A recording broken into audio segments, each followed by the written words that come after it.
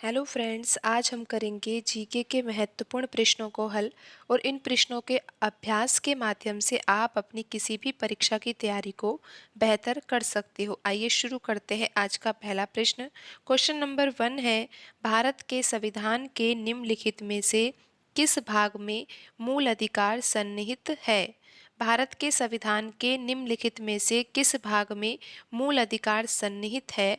Option 1 में लिखा हुआ है भाग 3, ऑप्शन 2 में लिखा हुआ है भाग 4, ऑप्शन 3 में लिखा हुआ है भाग 2, ऑप्शन 4 में लिखा हुआ है भाग 1। तो पूछा गया है कि भारत के संविधान के निम्नलिखित में से किस भाग में मूल अधिकार सन्निहित है? तो यहाँ पर सही आंसर है ऑप्शन 1, भाग 3। भाग 3 में मूल अधिकार सन्निहित है। भाग 3 में मूल अधिकार का वर्णन किया गया है। अनुच्छेद आपको बता देते हैं, अनुच्छेद 12 से 35 तक के अनुच्छेदों में मूल अधिकार का ही उल्लेख किया गया है। और आपको ये पता होना चाहिए कि मूल संविधान में कितने मूल अधिकार थे? 7 मूल अधिकार थे। लेकिन वर्तमान में कितने मूल अधिकार है? 6 मूल अधिकार है। कौन सा मूल अधिकार हटाया गया है? संपत्ति का अधिकार मूल अधिकार था। वर्तमान संविधान में संपत्ति का अधिकार मूल अधिकार नहीं है। ये 44वां संविधान संशोधन किया गया था सन 1978 में। सन 1978 में जब संविधान में 44वां संविधान संशोधन किया गया था तो संपत्ति का अधिकार को मूल अधिकार से हटा दिया गया और एक कानूनी अधिकार बना दिया गया। और संपत्ति का अधिकार जो कानूनी अधिकार अब बन चुका है तो उसका वर्णन है अनुच्छेद 300 ए में। तो इतनी जानकारी आपको यहाँ पर ध्यान रखनी है। आपको बताया गया है कि जो संविधान में भाग है उसमें तीसरे भाग में मूल अधिकार है। अनुच्छेद 12 से 35 तक के अनुच्छेदों में मूल अधिकार का उल्लेख है। वर्तमान में मूल अधिकार कितने हैं? 6 है।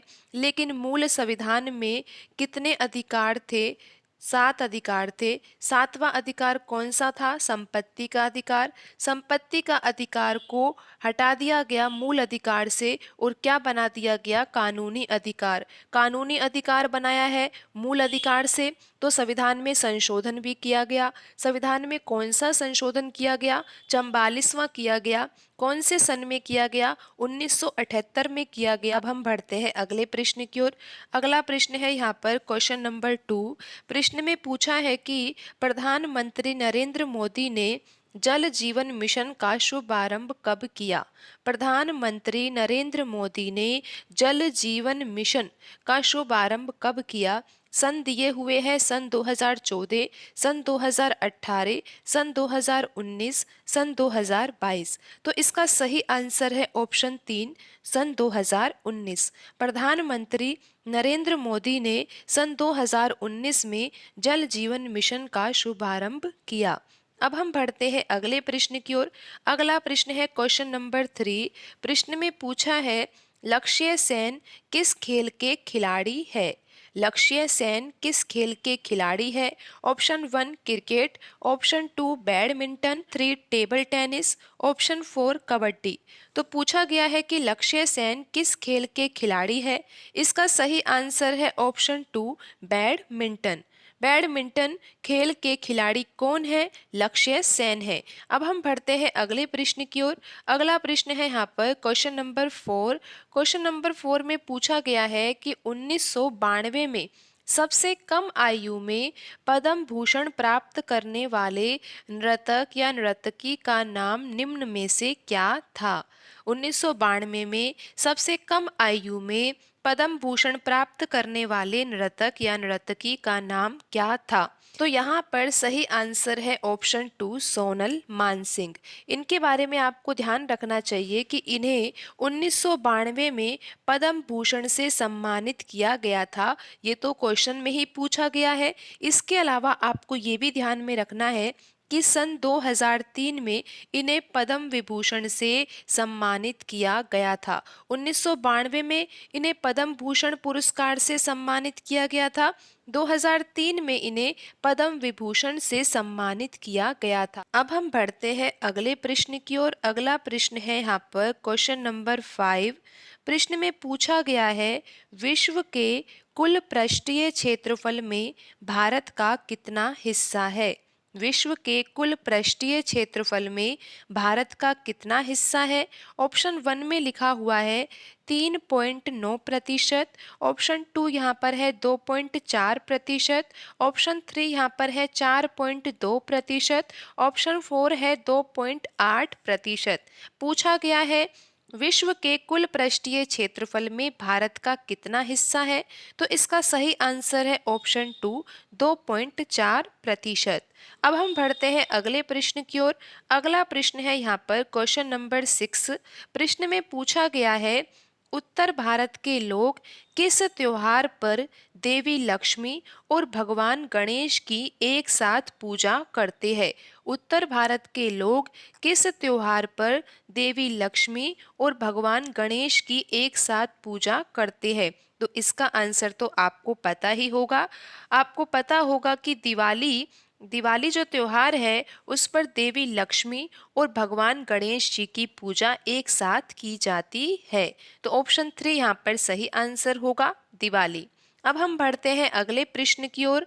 अगला प्रश्न है यहाँ पर क्वेश्चन नंबर 7। निम्नलिखित में से कौन सा संगठन भारत में निर्धनता रेखा का आकलन करने के प्रतिदर्श सर्वेक्षण कौन करता है।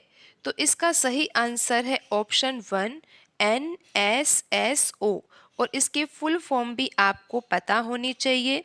N से होगा नेशनल, यहाँ पर हम लिख देते हैं N से होगा नेशनल, S से होगा यहाँ पर सैंपल यानी कि प्रतिदर्श, नमूना, और यहाँ पर S से मतलब होगा सर्वे, और ओ से क्या होगा यहाँ पर ऑर्गेनाइजेशन यानी कि संगठन। तो यहाँ पर NSSO सही आंसर है, जिसका फुल फॉर्म है नेशनल सैंपल सर्वे ऑर्गेनाइजेशन। अगला प्रश्न है यहाँ पर क्वेश्चन नंबर 8। प्रश्न में पूछा गया है कृषि में गाय के गोबर का उपयोग रिक्त स्थान के रूप में किया जाता है। कृषि में गाय के गोबर का उपयोग किस रूप में किया जाता है। ऑप्शन 1 में लिखा हुआ है जैविक उर्वरक, ऑप्शन 2 में लिखा हुआ है अपशिष्ट पदार्थ, ऑप्शन 3 में लिखा हुआ है अजैविक उर्वरक, ऑप्शन 4 में लिखा हुआ है रासायनिक उर्वरक।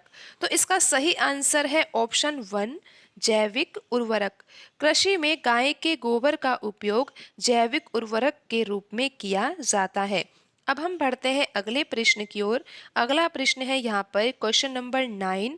प्रश्न में पूछा है जून 2022 में मंत्रिमंडल की नियुक्ति समिति ACC द्वारा राष्ट्रीय जांच एजेंसी के महानिदेशक के रूप में किसे नियुक्त किया गया। जून 2022 में मंत्रिमंडल की नियुक्ति समिति ACC द्वारा राष्ट्रीय जांच एजेंसी के महानिदेशक के रूप में किसे नियुक्त किया गया। तो इसका सही आंसर है ऑप्शन 2 दिनकर गुप्ता। और यहाँ पर जो ये क्वेश्चन है वो 2022 का है, क्योंकि यहाँ पर आपको जो प्रश्न हल करवाए जा रहे हैं वो SSC GD एग्जाम में पूछे गए प्रश्न है। और ये जो प्रश्न हल करवाए जा रहे हैं ये SSC GD एग्जाम 2022 में पूछे गए प्रश्न है। अगर आप SSC GD एग्जाम की तैयारी कर रहे हो तो आपको इन प्रश्नों का अभ्यास अवश्य रूप से करना चाहिए और ये जानना चाहिए कि परीक्षा में किस पैटर्न से प्रश्न पूछे जा रहे हैं। और यहाँ पर हम आपको बता देते हैं कि वर्तमान में भी राष्ट्रीय जांच एजेंसी के महानिदेशक कौन है, दिनकर गुप्ता ही है। तो अब हम बढ़ते हैं अगले प्रश्न की ओर। अगला प्रश्न है क्वेश्चन नंबर 10। प्रश्न में पूछा है कौन सा जलमार्ग अटलांटिक महासागर को प्रशांत महासागर से जोड़ता है। कौन सा जलमार्ग अटलांटिक महासागर को प्रशांत महासागर से जोड़ता है।